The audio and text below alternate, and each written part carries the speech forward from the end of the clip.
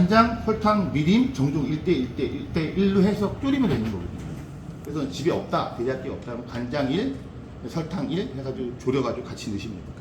요거 두 가지, 거기다가 이게 칠리 소스인데, 칠리 소스는 뭐 집에 없으면 안 넣으셔도 돼요. 요거 사실은 지금 토마토 꿀리라고 여기 토마토 소스를 넣어도 되고요.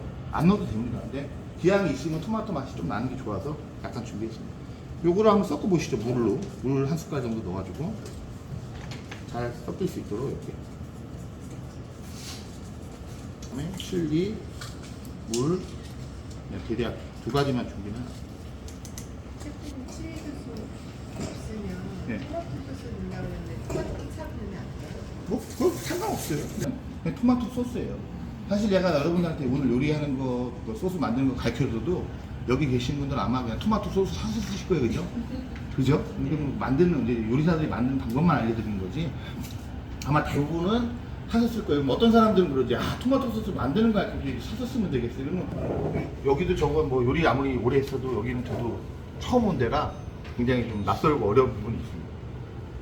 그래서 일단 기본적으로 오일을 조금 넣을게요. 생강, 마늘하고 생강 조금 넣으시면 향이 좋아요. 마늘 생강이.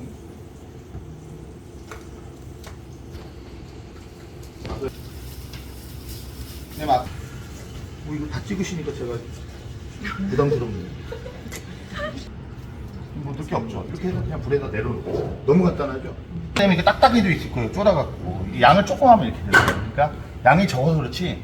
이 토마토 소스 제가 그냥 끓이면 되는데 대신 저 큰 통을 막 몇 개씩 깨갖고 하는데 여기서는 양이 적으니까 조금 쫄아나가 놔두면 이게 수분이 다 날아가서 이렇게 그렇게 되는 거예요. 조그마니까 그런 거고. 그래서 먹으면 뭐 8배에서 뭐 10몇 배까지 이 흡수 성분이 좋아진대요. 그래서 항암작용, 뭐 기타 여러 가지 작용들을 많이 해서 건강에 굉장히 좋다고 그래요. 그래서 토마토를 많이 먹는 사람들은 되게 건강하다고 합니다. 없네? 나? 멸치젓 있죠? 집에. 우리 집에 멸치젓이 있는데 엔초비 넣고 같이 이렇게 볶아주세요. 엔초비는 그냥 이게 나중에 다 뭉그러져서 없어요. 라는 겁니다. 만약에 집에 이게 없다. 토마토 페스트라는 게 있어요. 토마토 페스트랑 토마토 꿀리랑 뭐가 틀리냐. 토마토 꿀리는 여기 어느 정도 양념이 다 들어가 있는 거예요. 향신료가 다 들어가 있는 거예요. 토마토 페스트는 그냥 토마토를 쪼르는 거야. 그래서 액기스를 만드는 거. 그래서 이것만 있으면 돼요. 근데 우리나라 토마토는 토마토 만들어서 먹으려면 어때요? 허옇죠 토마토가. 왜 그래요? 유통되면서 빨개져야 돼요. 만약에 빨간 거 따서 들고 다니는 순간 다 망가져 버렸다. 그럼 꿀리만 이것만 있으면 돼요. 이거를 넣어서 좀 볶아주시고, 이건 좀 많은 양이에요. 제가 볼 때 한 숟갈 정도만 넣으시고, 토마토 꿀리가 약간 소리가 나야지 볶는 거고, 소리가 안 나면 좀 볶는다기보다는 이제 약간 데피는 느낌이니까 약간 소리가 이렇게 나겠고. 소리가 왜 날까요? 안 그러면 계속 오게 튑니다. 이 월계수 잎을 하나 넣어주시고요. 근데 이 양에 이거 월계수 하면 좀 많잖아요. 조금만 넣어주세요. 이름만 오래 가는데 조금 넣고 이렇게 끓여주시면 지금 넣자마자 벌써 확 쫄아버리잖아. 양이 되게 작게 해도 이게 왜 이걸 안 넣으면 고기를 안 넣으면 미트 소스가 아니고 뭐가 돼요? 그냥 토마토 소스가 돼요. 근데 이탈리아 스파게티 소스의 거의 기본은 이제 토마토 소스니까 이게 토마토 소스의 기본입니다. 이렇게 끓여주시면 되고요. 마지막에 지금 제가 향신료 조금씩 넣었잖아요. 지금 오레가노 넣고 바질 넣고. 어떤 분들은 뭐 다른 주방장에 따라서 다른 향신료도 좀 더 넣기도 하는데 그거는 뭐 여러분 뭐 하시다 보면 우리나라 사람들도 뭐 후추를 많이 넣는 사람이 있고 적게 넣는 사람이 있고 뭐 이렇듯이 그런 차이가 있습니다. 그래서 보세요. 소스가 아까처럼 이렇게 배식해졌어요. 근데 이게 아마 토마토 소스를 하면은 소금을 거의 들려버렸잖아요. 그래서 이게 또 식잖아요. 식으면서 프라이팬이 뜨거워져가지고 계속 연기가 나잖아요. 김이 나잖아요. 그러면서 더 쫄아들어요. 그래서 만드실 때 여기서 만드실 때 조금 묽게 낯설어서 자꾸 물이 이게 간이 조금 덜 된 느낌이 나는데 여기다 이렇게 넣으시고 묻혀갖고 튀길 수 있더라고요. 언제 넣어야 될까요? 기름을? 그래서 이렇게 원래는 그렇게 하지 않는데 빵가루 같은 거 이렇게 넣거나 이 소금 같은 거 좀 넣어줘요. 이렇게 소금 같은 거 넣으면 탁 튀어야 되는데 그게 안 튄다 그러면 소리가 난단 말이에요. 소금에도 한 3% 정도의 물이 있어요. 수분이 안 그랬다 그러면 아직 온도가 좀 덜. 이게 온도가 높은 거예요? 기름 사실 좀 요거보다는 더해서 될 거예요. 왜냐면 이게 아니고 칼맛이니까.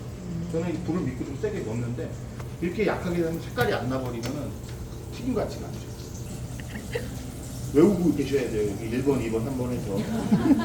이게 외우기 힘들잖아요. 그러니까 뒤집어 보면 색깔 보면 아는 거죠.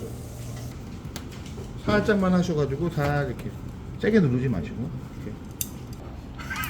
아들 먹는 거 왜 나뭇가지를 이렇게 가지런히 놔주세요.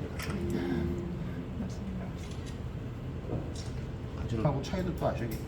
아까 그 집에 있는 게 뭐라 그랬어요? 집에 있는 바지시고 이렇게. 아 이거 튀겨놓고 제가 드셔보시고 이 정도로 그냥 해서 어떤 분들은 소스를 너무 많이 해가지고 막 부글부글 막 끓여나오면 되지 않겠냐 그랬는데 5분 하니까 좀 작더라고요. 근데 요거는 지금 양이 작아서 뿌리셔도 돼요. 치즈가 있고 여기 파르미지아노 레지아노라는 치즈가 있어요. 제가 그렇게 써놨나요? 네. 아, 네? 그 우리가 얘기하는 저기 파마산 치즈를 좀 유통하기 편하다고 건조하게 만든 게 파마산 치즈. 우리 가루로 생각하잖아요. 그 치즈가 있고 바퀴 모양의 이렇게 큰 치즈입니다. 그라나 파다노라고 옆에 써놨는데 그거는 숙성 기간이 파르미지아노 레지아노 치즈가 6개월이라면 그라나 파다노는 한 3개월 정도 해서 좀 숙성 기간이 좀 짧아요. 아마 가서 보시면은 파마산 치즈라고 안 써있고 좀 싸고 조금 싸요. 숙성이 짧으니까. 그리고 파르미지아노 레지아노는 조금 더 비쌉니다. 그래서 그 치즈가 있고 또 빼꼬리노 로마노라는 치즈도 있어요. 비슷하게 생겼는데 그건 양젓으로 만든 거라 좀 향이 강해요. 그러니까 워낙 좋아하지 않으시는 분들은 조금 파마산 치즈를 그냥 하셔도 되고 파르미지아노 레지아노나 그라나 파다노 쓰셔도 돼요. 어렵죠? 그럼 말이 무슨 말이지? 그 말이 그 말 같은데. 분들은 피자 치즈를 조금만 넣으시는 분도 있고 어떤 분들은 어때요? 나는 피자 추가, 피자 치즈 추가 그죠? 그런 분들 많이 드세요. 이걸 넣으면 파스타도 마찬가지. 이걸 넣으면은 맛있어져요. 조미료 넣었어? 안 넣는데도 맛있어요. 이게 조미료 맛이 납니다. 엔초비도 마찬가지고 이것도 마찬가지고 천연 조미료다 생각 감칠맛이 많이 나요. 우리나라는 뭐가 있어요? 버섯 같은 거죠. 이렇게 사실 제가 두 번에 나눠서 하는데 섞어갖고 넣으면 되지 이걸 두 번에 나눠서 할 이유가 없죠. 그렇게 해서 있으면 됩니다. 그 다음 튀김 한번 해보도록 하겠습니다. 선분을 사서 이렇게 섞어놓은 다음에 많이 섞어요. 그러면 중식당 사람들이 이렇게 하거든요. 이렇게 해서 놔두면은 전분이 쭉 빨아내면 남아있는 것 같고 뻑뻑한 거 손으로 움직여서 여기다 튀기면은 더 바삭한 거라고. 그리고 튀김옷도 두꺼워져. 이건 튀김옷이 되게 얇을 거예요. 뭐 그렇게 가지 전분을 이렇게 넣고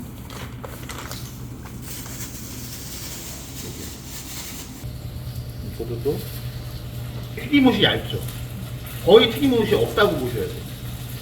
그래도 씹으면 좀 뭔가 전분이 있기 때문에 이렇게 씹는 맛이 나기 때문에 이렇게 했는데 나중에 저걸 보다게 고기가 타는 게 아니라 아까 찌꺼기가 있던 게 탄 게 묻은 거예요. 그러니까 이게 높으면 안 묻잖아요. 양파 있으면 양파도 넣어야죠. 왜 이렇게 켜져 있는 거야? 스테이크를 하려면은 그렇게 세게 할 수밖에 없어요. 약하게 하면은.